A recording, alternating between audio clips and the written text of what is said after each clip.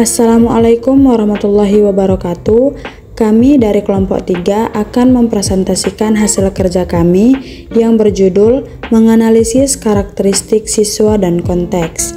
Adapun anggota kelompok kami terdiri dari 4 orang.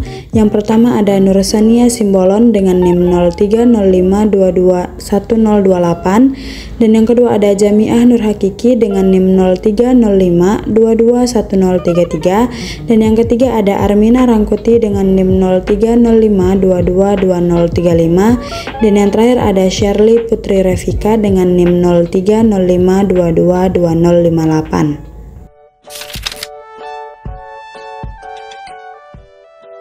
Baik, langsung saja kita ke materi yang pertama, yaitu pengertian dan hakikat menganalisis karakteristik siswa. Karakteristik adalah ciri atau watak yang dimiliki oleh setiap siswa. Ini mencakup bagaimana mereka berpikir, berperilaku, serta kebiasaan yang mereka miliki. Karakteristik siswa dibentuk dari 2 hal. Yang pertama, pembawaan atau faktor alami, dan lingkungan seperti keluarga, sekolah, dan budaya.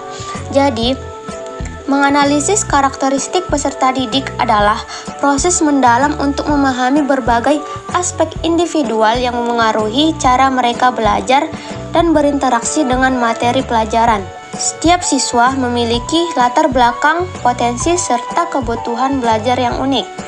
Hakikat dari analisis ini adalah mengenali dan memahami perbedaan-perbedaan tersebut agar guru dapat merancang dan menerapkan pembelajaran yang lebih tepat sasaran dan efektif.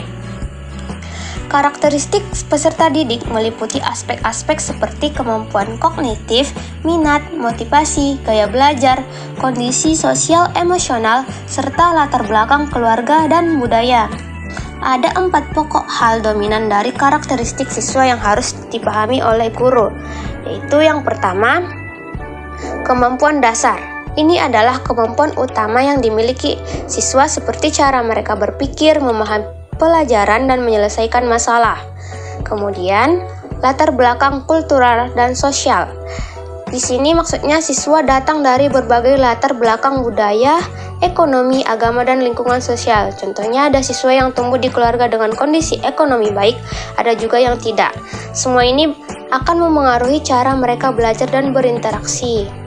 Kemudian yang ketiga, perbedaan kepribadian. Setiap siswa punya kepribadian yang unik, ada yang aktif, ada yang pemalu, ada yang sangat tertarik pada pelajaran, ada juga yang butuh lebih banyak motivasi. Kemudian, cita-cita dan keyakinan diri. Setiap siswa punya mimpi dan pandangan tentang masa depan mereka. Ada yang sudah punya cita-cita jelas, ada yang masih mencari. Nah, dengan memahami 4 hal ini, kita sebagai guru bisa menciptakan lingkungan belajar yang mendukung perkembangan setiap siswa sesuai dengan kebutuhan dan potensi masing-masing.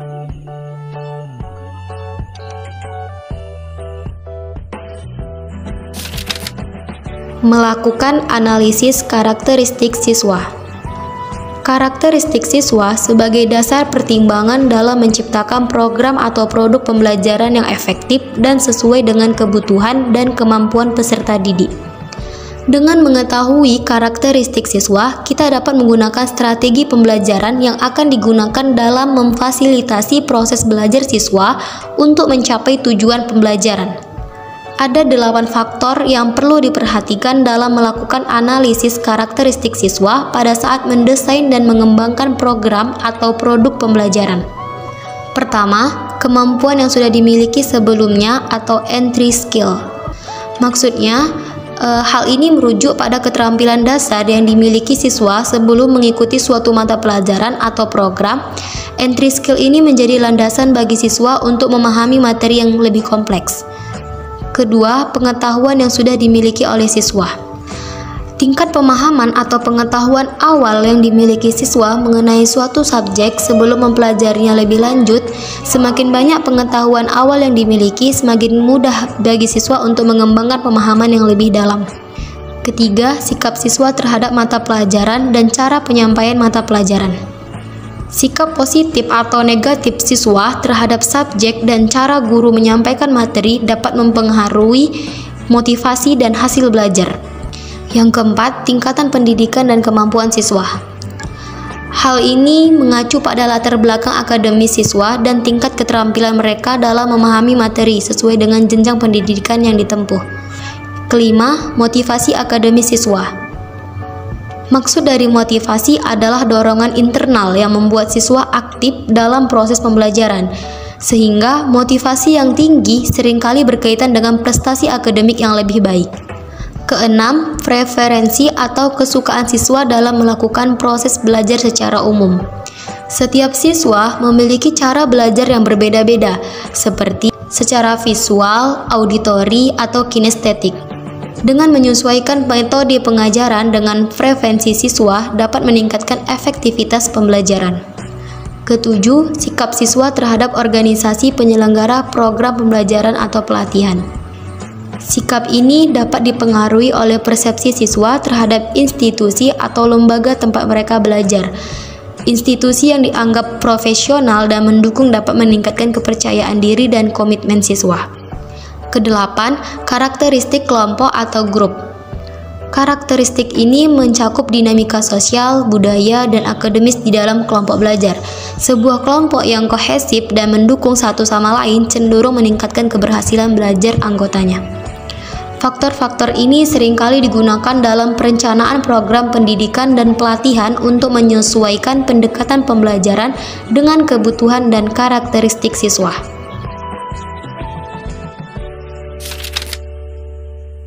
Selanjutnya ada metode pengumpulan data untuk mengetahui karakteristik siswa. Di sini saya akan memberikan dua sudut pandang dari dua penulis.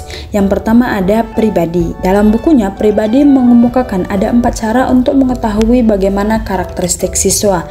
Yang pertama dengan cara observasi, di mana proses observasi dengan cara mengamati siswa dalam proses belajar mengajar. Yang kedua ada survei, di mana prosesnya dengan menggunakan daftar pertanyaan mengenai opini, keyakinan, perasaan dalam proses belajar mengajar. Yang ketiga ada wawancara, di mana prosesnya dengan mengajukan pertanyaan-pertanyaan verbal kepada guru, murid, ataupun wali murid. Yang keempat ada focus group discussion, atau yang disingkat dengan FGD, terdiri dari 8-12 orang yang memiliki latar belakang sama, sehingga tugas mediator ataupun observator memberikan pertanyaan dan para partisipan dapat memberikan tanggapannya mengenai pertanyaan yang telah diajukan. Sedangkan menurut Destiny dan Robandi mengemukakan di artikel ilmiahnya ada 7 cara.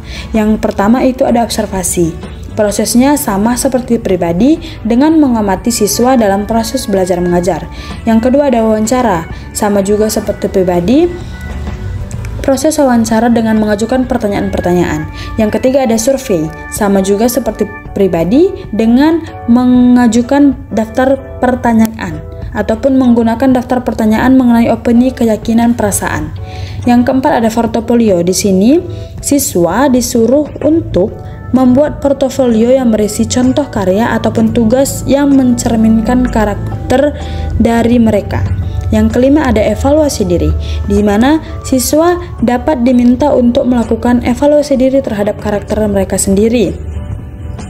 Ini dapat melibatkan refleksi tentang perilaku, sikap, ataupun tindakan. Yang keenam ada penilaian teman sebaya, di mana siswa diminta untuk menilai karakter teman sebayanya. Hal ini dapat dilakukan dengan menggunakan skala penilaian atau format yang lebih ditentukan, sehingga penilaian teman sebaya dapat memberikan perspektif yang berbeda. Yang terakhir ada catatan perilaku. Di sini dengan menggunakan catatan perilaku untuk mencatat pengamatan dan observasi terhadap perilaku siswa yang mencerminkan karakter. Catatan ini dapat mencakup kejadian, situasi, dan tindakan yang menonjol yang relevan dengan karakteristik siswa. Selanjutnya melakukan analisis konteks. Konteks di sini dapat diartikan sebagai lingkungan atau situasi di mana siswa akan menerapkan pengetahuan dan keterampilan yang telah mereka pelajari. Terdapat 2 jenis analisis konteks yang dapat dilakukan oleh peneliti, yaitu yang pertama ada analisis konteks performa atau performance context analysis dan analisis konteks pembelajaran atau learning context analysis. Hasil dari analisis konteks performa dapat meliputi yang pertama ada deskripsi mengenai lingkungan fisik, dan organisasi di mana pengetahuan dan keterampilan baru akan diterapkan, serta faktor-faktor yang dapat menghambat atau mendukung penerapan pengetahuan dan keterampilan tersebut. Sementara itu, hasil utama dari analisis konteks pembelajaran atau learning context analysis dapat mencakup yang pertama, deskripsi mengenai tempat atau lingkungan di mana program pembelajaran akan diselenggarakan. Dan yang kedua, faktor-faktor yang dapat mempengaruhi kelancaran pelaksanaan program pembelajaran. Berikut ini beberapa tahapan yang umum digunakan dalam melakukan analisis konteks dalam pembelajaran. Yang pertama ada analisis kebutuhan, yakni yang di dalamnya mencakup analisis kebutuhan akademik dan non-akademik siswa, serta tantangan yang dihadapi oleh siswa dan sekolah. Yang kedua ada analisis standar, yang merupakan analisis terhadap standar-standar kurikulum yang berlaku seperti standar isi atau SI dan standar kompetensi lulusan atau SKL. Analisis ini bertujuan untuk memastikan bahwa program pembelajaran yang disusun sesuai dengan standar yang telah ditetapkan. Yang ketiga ada analisis ketersediaan sumber daya, yakni merupakan analisis terhadap ketersediaan sumber daya yang ada di sekolah, seperti tenaga pendidik, sarana dan prasarana, serta bahan dan media pembelajaran. Yang keempat, ada analisis tantangan dan peluang. Analisis ini merupakan analisis terhadap tantangan dan peluang yang dihadapi oleh sekolah dalam implementasi program pembelajaran. Yang kelima, analisis keterkaitan komponen, yakni merupakan analisis terhadap keterkaitan antara komponen-komponen dalam program pembelajaran seperti tujuan, muatan, metode pembelajaran, penilaian, dan evaluasi. Analisis ini bertujuan untuk memastikan adanya keterpaduan dan keselarasan antara komponen-komponen tersebut. Mungkin cukup sekian presentasi dari kelompok kami. Bila ada kesalahan kami mohon maaf. Wabillahi taufiq wal hidayah. Assalamualaikum warahmatullahi wabarakatuh.